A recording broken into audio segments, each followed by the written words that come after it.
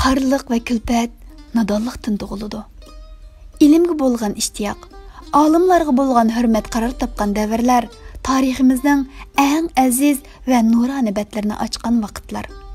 Nodonlik va jaholat yamirgan payt bizni kulpatlik taqdirga duchor qilgan vaqtlardir.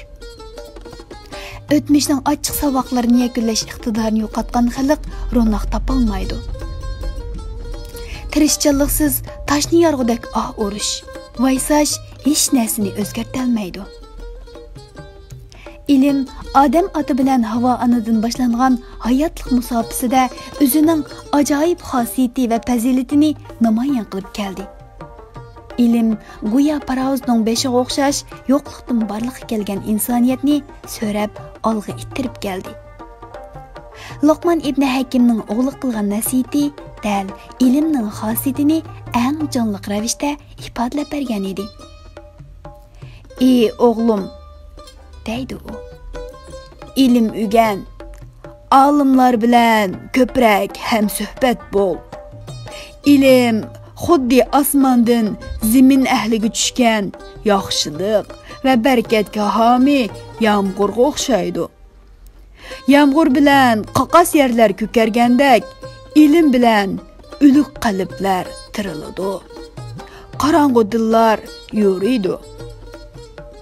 Ulamolar, adiblar, shoirlar millat ruhini yo'riqlikqa yetaklab mang'uchi sarkilar.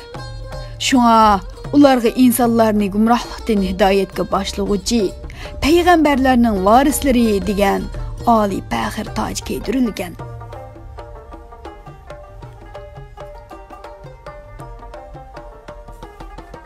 Shundoq. Eng baxtli 3 xil odam bor. Doim ilmga bo'lgan ishtiyoq bilan yuradigan odam.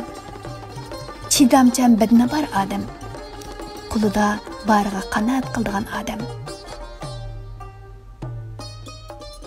Rivoyatda Bani Isroil qavmidagi bir yosh yurtidan ayrilib ilm izlashga chiqibdi. Bu xabar ularning payg'ambarga yetib borgandan keyin payg'ambar uningga bir hamrohini avatib, mo'minlarni nasihat qilib qo'yishni buyuribdi.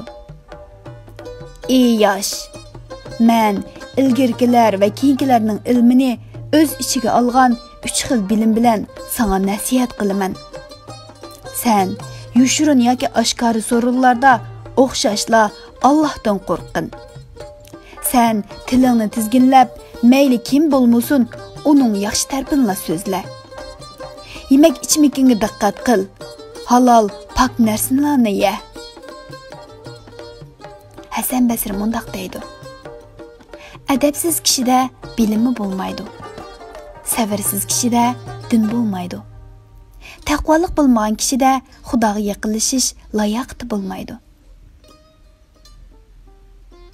Bir hakim mundaq deydi: "G'am qayg'uni ko'tarib yetadigan 3 turli ish bor.